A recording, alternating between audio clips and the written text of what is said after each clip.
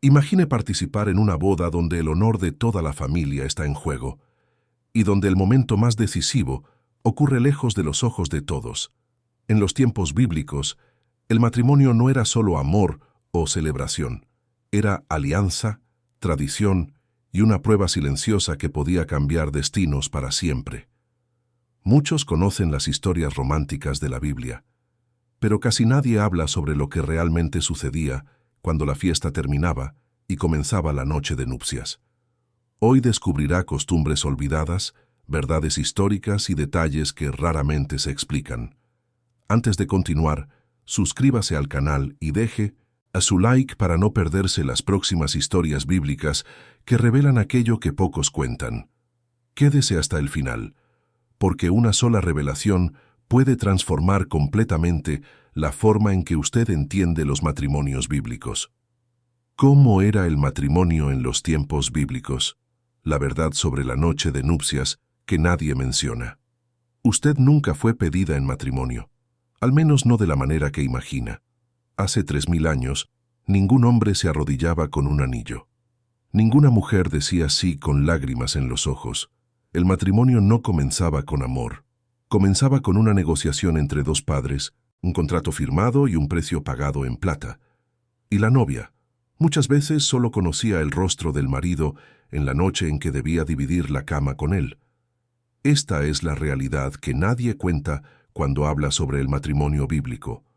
Una realidad donde el romance era un lujo, la elección personal era la excepción, y el destino de una joven se decidía antes incluso de que ella pudiera opinar.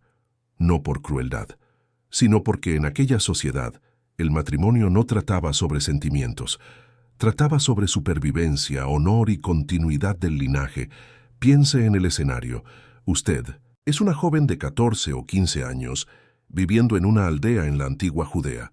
Su rutina implica buscar agua en el pozo, moler granos, cuidar de hermanos más pequeños y aprender de su madre los secretos de mantener una casa funcionando.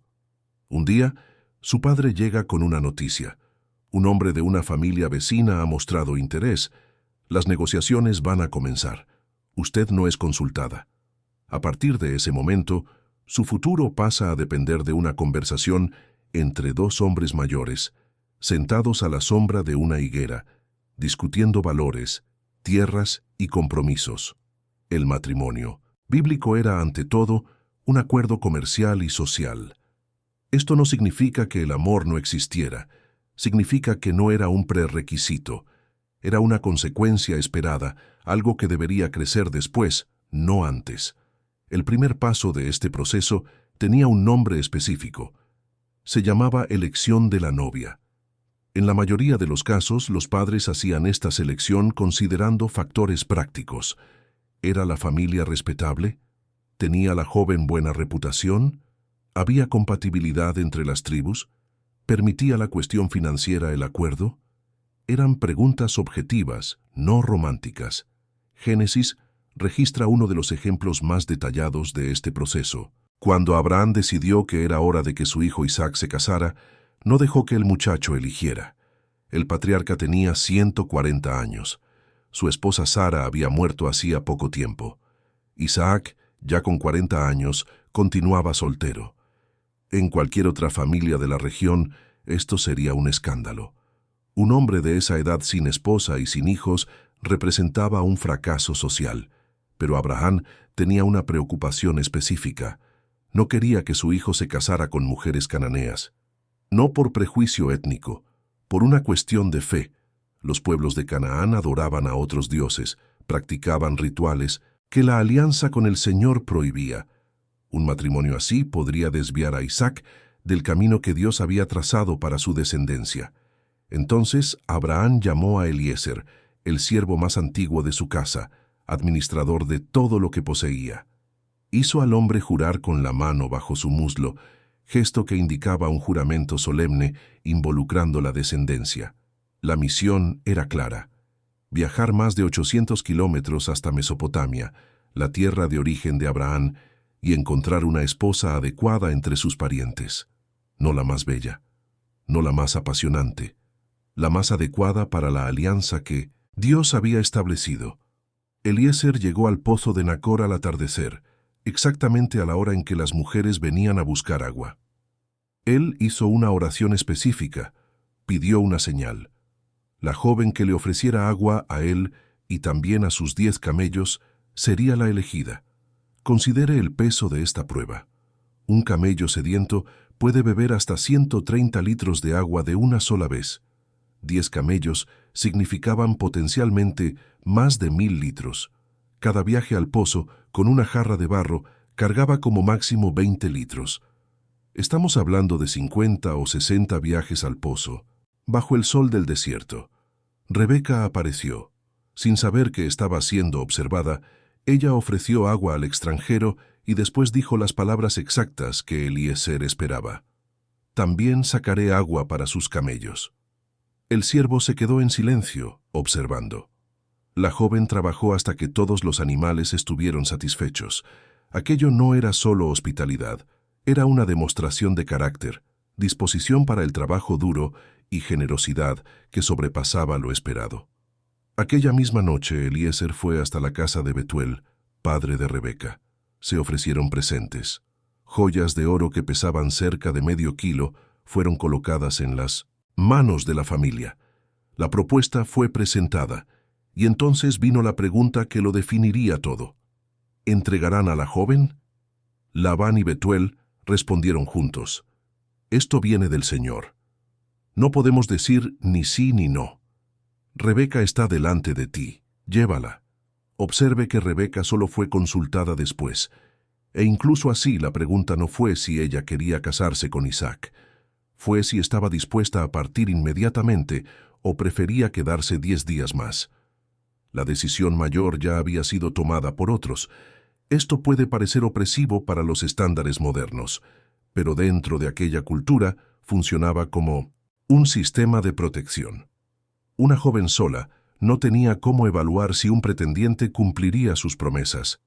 El padre, con experiencia y red de contactos, podía investigar la reputación de la familia del novio, verificar su capacidad de sustento y garantizar términos justos en el contrato matrimonial. Y contrato era la palabra clave. A diferencia de lo que muchos imaginan, el matrimonio en el mundo bíblico no era solo una ceremonia religiosa. Era un documento legal. Los arqueólogos han encontrado cientos de contratos matrimoniales del antiguo Oriente Próximo, algunos datando de más de 4000 años. Estos documentos especificaban obligaciones de ambas partes, condiciones para el divorcio, derechos sobre propiedades e incluso penalidades por incumplimiento. El elemento central de estas negociaciones era el mojar. Esta palabra hebrea suele traducirse como dote o precio de la novia, pero ninguna traducción captura completamente su significado. El mohar no era un pago como si la mujer fuera una mercancía, era una compensación a la familia de ella por la pérdida de una trabajadora y también una garantía de que el novio tomaba el compromiso en serio. Piense en la lógica económica. Una hija representaba años de inversión, alimentación, ropa, entrenamiento en habilidades domésticas. Cuando ella se casaba, toda esa capacidad productiva era transferida a otra familia. El mohar equilibraba esa ecuación. Era el reconocimiento del valor que la joven agregaría a su nuevo hogar. Los valores variaban según la posición social. Familias comunes negociaban cuantías modestas, tal vez equivalentes al trabajo de algunos meses. Familias más pudientes trataban valores significativos en plata, oro o rebaños. Para hijas de reyes, los números podían ser astronómicos. El valor variaba enormemente. Cuando Jacob quiso casarse con Raquel, no tenía recursos para pagar el mohar tradicional. Había huido de la casa de su padre tras robar la bendición de Esaú. Llegó a la casa de Labán, su tío, literalmente sin nada más que la ropa que llevaba puesta. ¿Cómo pagar por una novia en esas condiciones? Entonces ofreció algo diferente. 7 años de trabajo. Piense en el peso de esa propuesta. 7 años despertando antes de que saliera el sol. 7 años cuidando rebaños en el frío del invierno y en el calor abrasador del verano. 7 años soportando las manipulaciones de Labán. 7 años lejos de su familia de origen. todo por una mujer. Génesis describe que esos años le parecieron pocos días por el amor que le tenía. Es una de las frases más románticas de toda la Biblia, y muestra que el amor podía existir incluso dentro de un sistema aparentemente frío. Jacob no fue forzado a amar a Raquel, él simplemente la amó, y ese amor transformó años de trabajo pesado en tiempo que volaba. 7 años enteros. Cuando finalmente el plazo terminó, Jacob fue ante Labán. «Mi tiempo se ha cumplido. Dame a mi esposa para que me despose con ella». El banquete fue preparado. La noche llegó. La novia velada fue conducida al cuarto oscuro, y por la mañana Jacob descubrió que había consumado el matrimonio con la hermana equivocada, Lía, no Raquel. La trampa de Labán revelaba las sombras del sistema, el velo pesado, la oscuridad del cuarto, la tradición de silencio durante la primera noche. Todo eso permitió el cambio. Jacob protestó, pero Labán tenía la respuesta lista. «No es costumbre en nuestra tierra dar a la menor antes que a la primogénita. Si quería a Raquel, necesitaría trabajar 7 años más, 14 años en total, por amor». Pero el Mójar podía asumir otras formas. Cuando Saúl quiso dificultar el matrimonio de David con su hija Mical, exigió un precio macabro, 100 prepucios de filisteos. Era una sentencia de muerte disfrazada de propuesta matrimonial. Saúl calculaba que David moriría intentando cumplir la exigencia. El joven pastor sorprendió a todos. Volvió con 200. Además del mohar, existía otro componente financiero llamado matán. Eran regalos dados directamente a la novia, no a su familia. Joyas, ropa, objetos de valor que se convertirían en propiedad personal de la mujer. Este detalle importa porque creaba una especie de seguridad financiera. Si el matrimonio terminaba por culpa del marido, la esposa se llevaba el matán consigo. El tercer elemento era el shiluhim, los regalos, que la familia de la novia enviaba con ella al nuevo hogar. Podían incluir siervas, rebaños, utensilios domésticos y tierras. Cuando Rebeca partió para encontrar a Isaac, su familia envió junto a ella a su nodriza y otras siervas. Caleb prometió dar a su hija Axa, junto con fuentes de agua como shiluhim, reconociendo que la tierra sin agua no tenía valor en aquella región árida. ¿Cómo sería participar en estas negociaciones? Como joven novia, usted probablemente oía fragmentos de conversaciones, veía el movimiento de regalos, percibía la tensión en los ojos de su madre, pero los detalles se resolvían entre hombres. Su papel era aguardar. Cuando las negociaciones llegaban a un acuerdo satisfactorio, ocurría algo que lo cambiaba todo. La pareja entraba en una etapa llamada Kiddushin, frecuentemente traducida como desposorio o compromiso. Pero estas palabras modernas no capturan la seriedad de lo que significaba. El Kiddushin era legalmente vinculante. A partir de ese momento, la joven era considerada esposa del novio ante la ley. No vivían juntos todavía, no tenían intimidad física, no compartían comidas ni espacio doméstico, pero el vínculo era tan real que romperlo exigía un divorcio formal. Si el novio moría durante ese periodo, la joven era considerada viuda, con todos los derechos y limitaciones que eso implicaba. Si ella se involucraba con otro hombre, era tratada como adúltera, con todas las consecuencias severas que la ley determinaba. Esta distinción confunde a los lectores modernos. Para nosotros, el compromiso es un acuerdo serio pero reversible. Una pareja puede deshacer el compromiso sin un proceso legal. Basta una conversación difícil y la devolución del anillo. En el mundo bíblico, el Kiddushin creaba una realidad jurídica que solo terminaba por muerte o por un documento formal de divorcio. Mateo registra exactamente esta situación.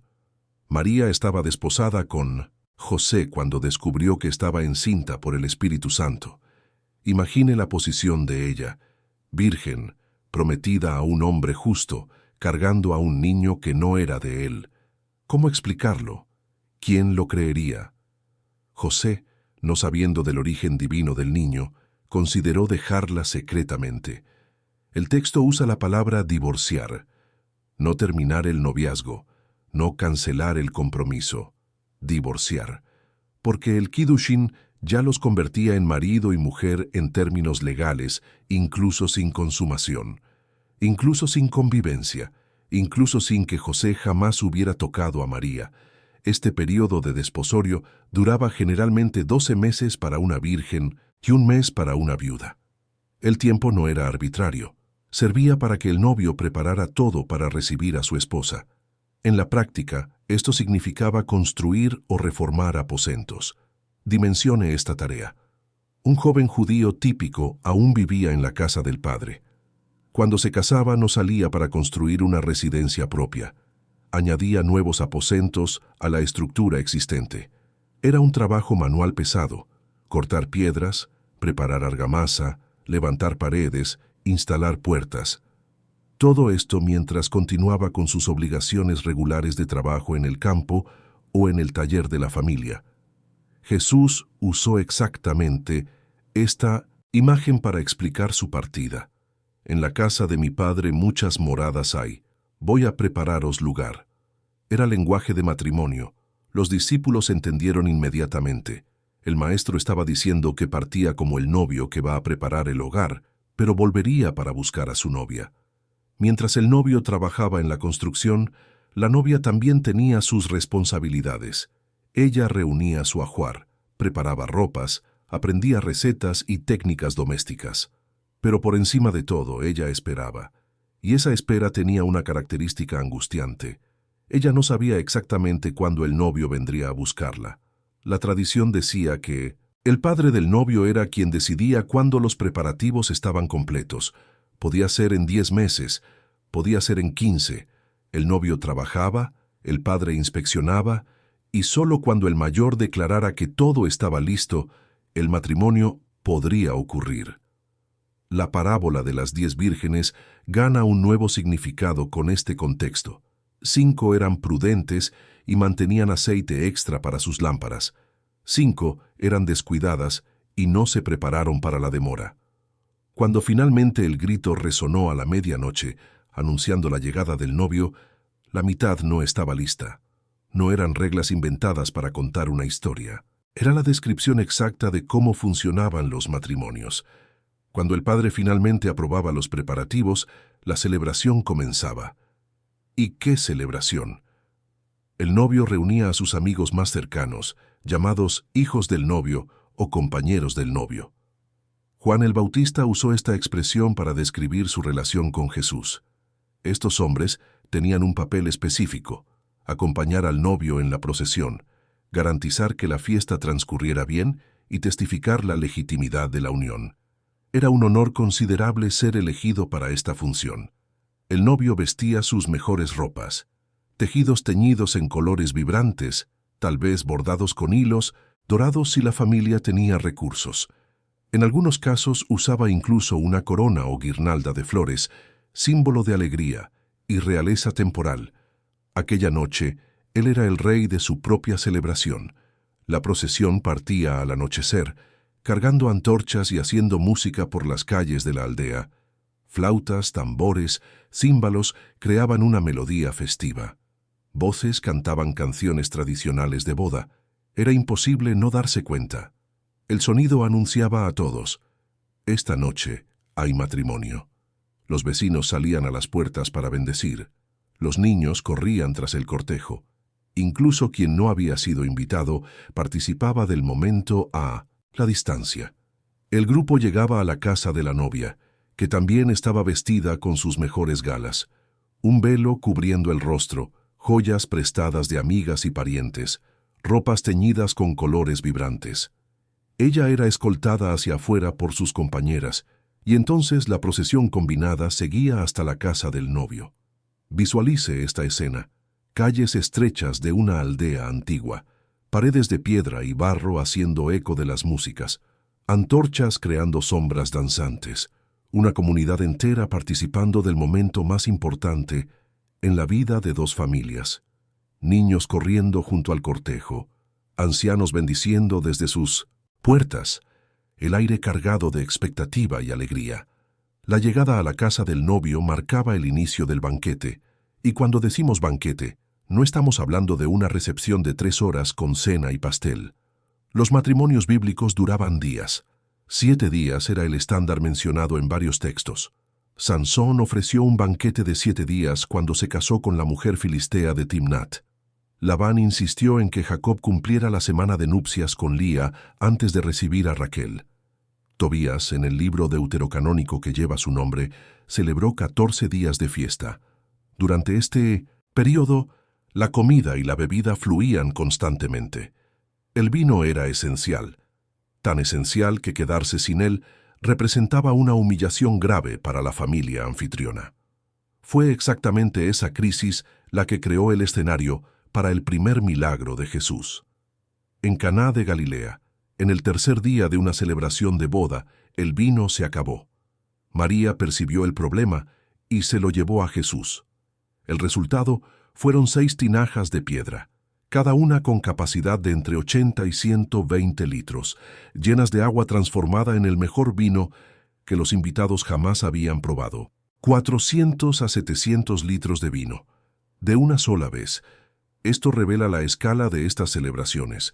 Decenas o cientos de invitados, comiendo y bebiendo durante días consecutivos, exigían una logística impresionante. Se sacrificaban carneros, se horneaban panes en cantidad industrial, se apilaban frutas y dátiles, se preparaban quesos.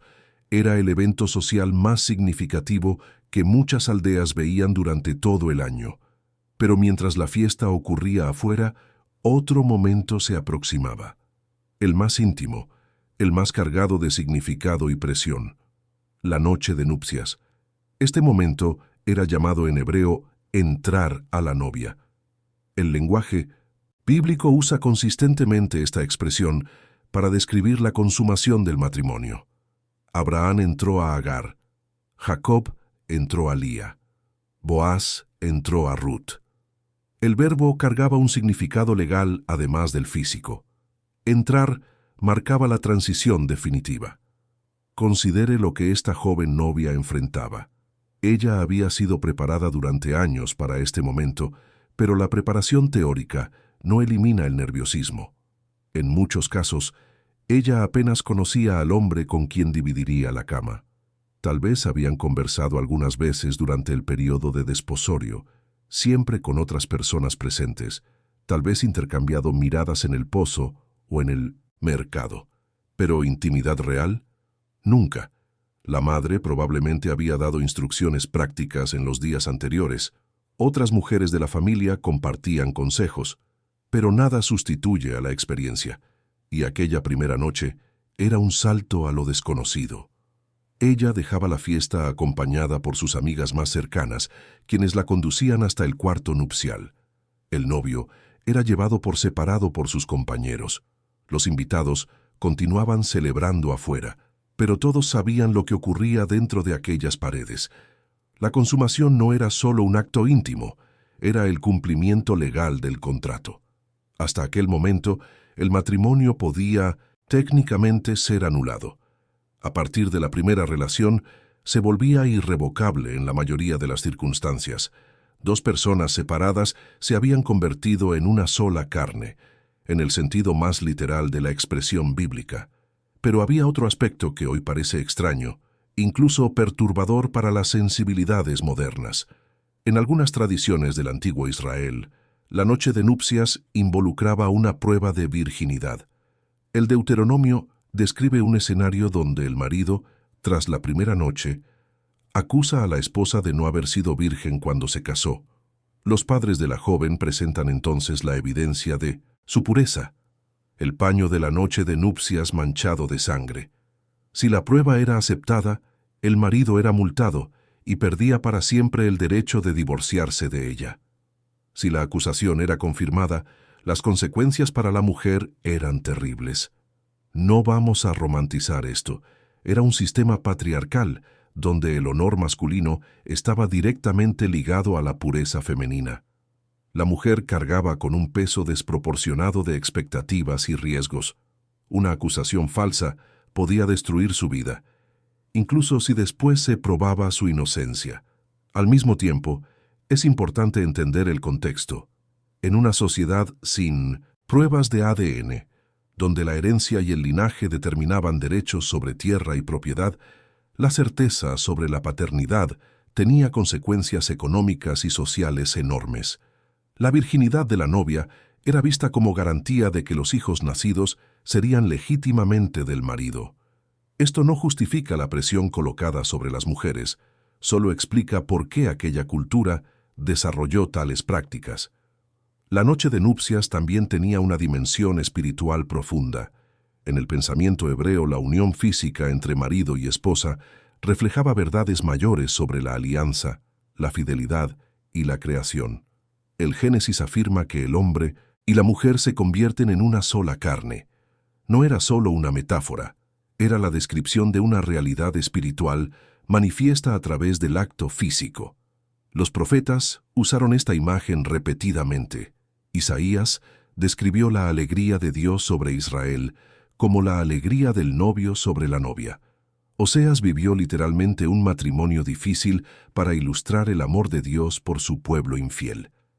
El Cantar de los Cantares celebra el amor entre hombre y mujer en un lenguaje tan apasionado que algunos estudiosos cuestionaron si debería estar en la Biblia.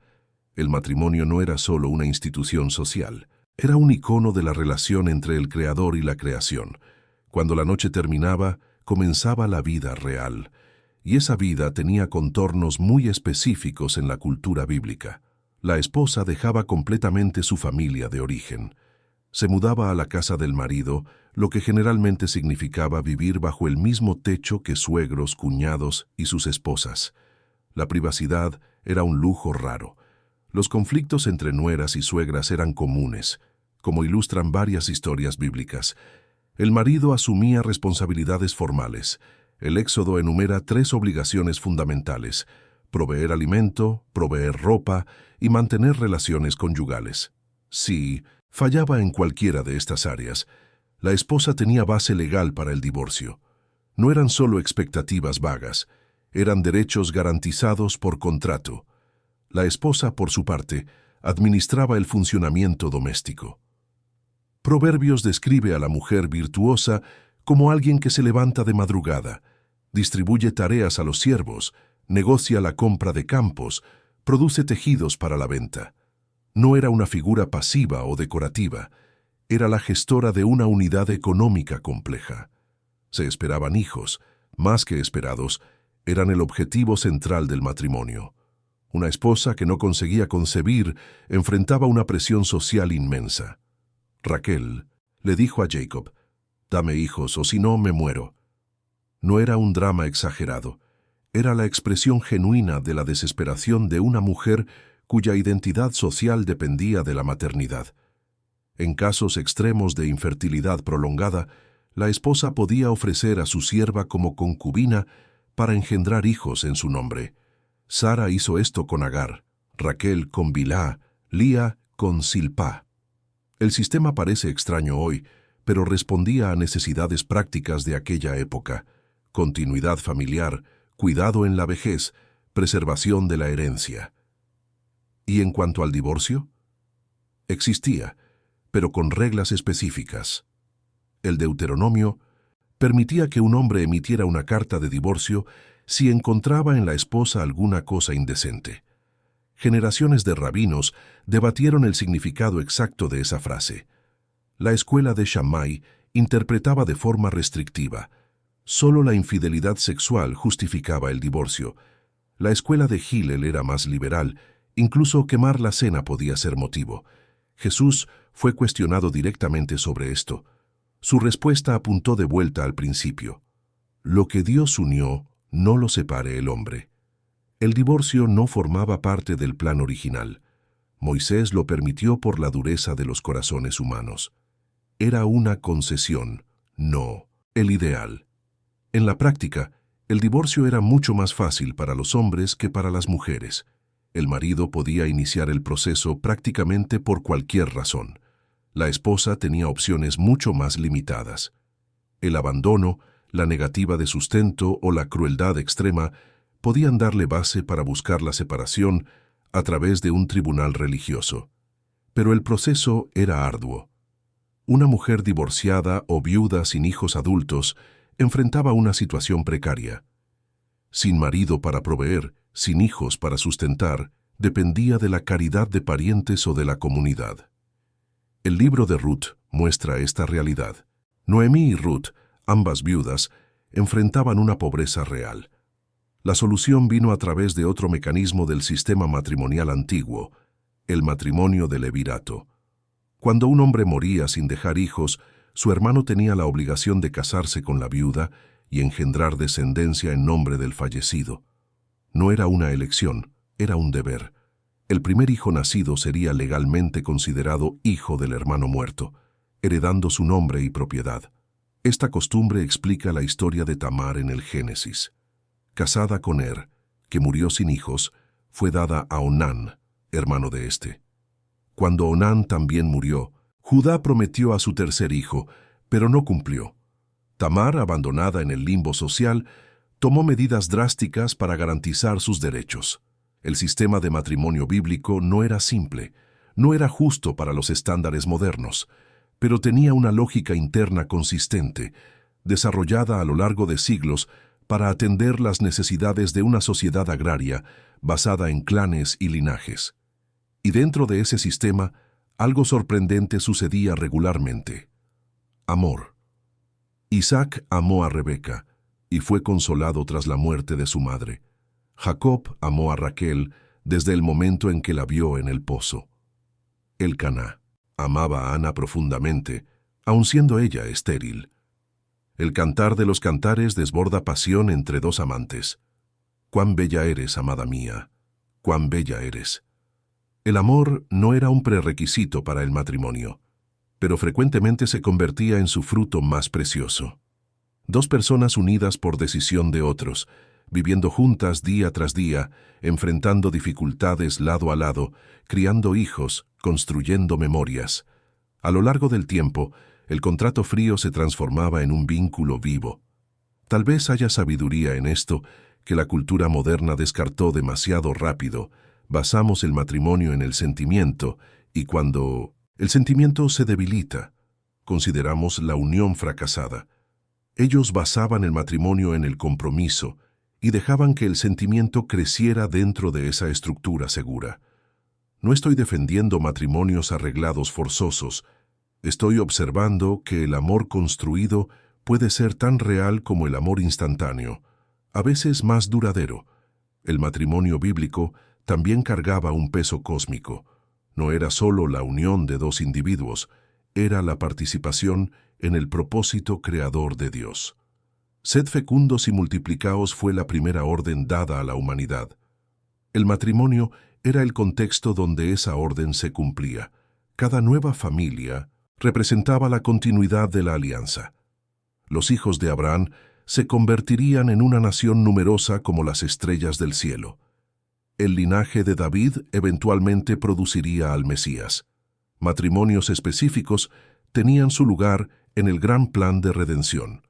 Por eso la Biblia registra genealogías que parecen tediosas para los lectores modernos. Cada nombre representa un matrimonio. Cada matrimonio representa continuidad. La historia de la salvación avanza a través de familias. Y cuando el Nuevo Testamento quiere explicar la relación entre Cristo y la Iglesia, ¿qué imagen elige? El matrimonio. Pablo escribe a los Efesios: maridos, amad a vuestras esposas como Cristo amó a la Iglesia y se entregó por ella.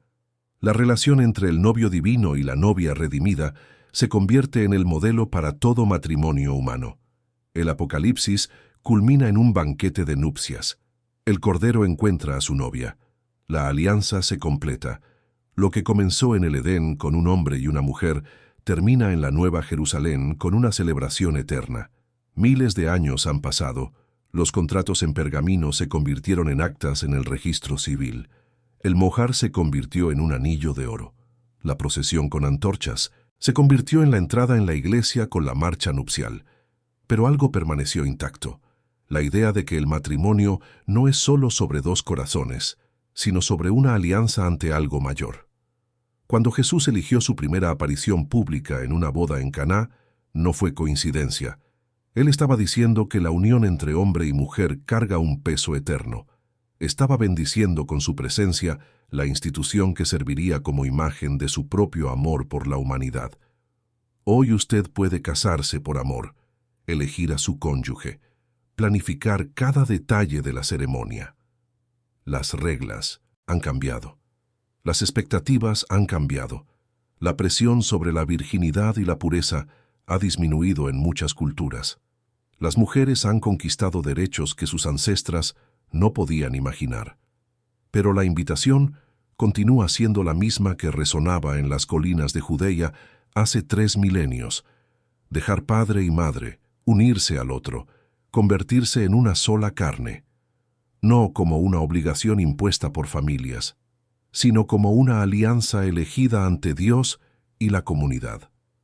El matrimonio bíblico, con todas sus prácticas extrañas a los ojos modernos, nos enseña algo que tal vez hayamos olvidado. El matrimonio nunca trató principalmente sobre encontrar a la persona perfecta que nos complete. Trataba sobre 2 personas imperfectas construyendo algo mayor que ellas mismas. Trataba sobre el compromiso que precede al sentimiento. Trataba sobre la alianza que sostiene el amor, incluso cuando la pasión inicial se enfría.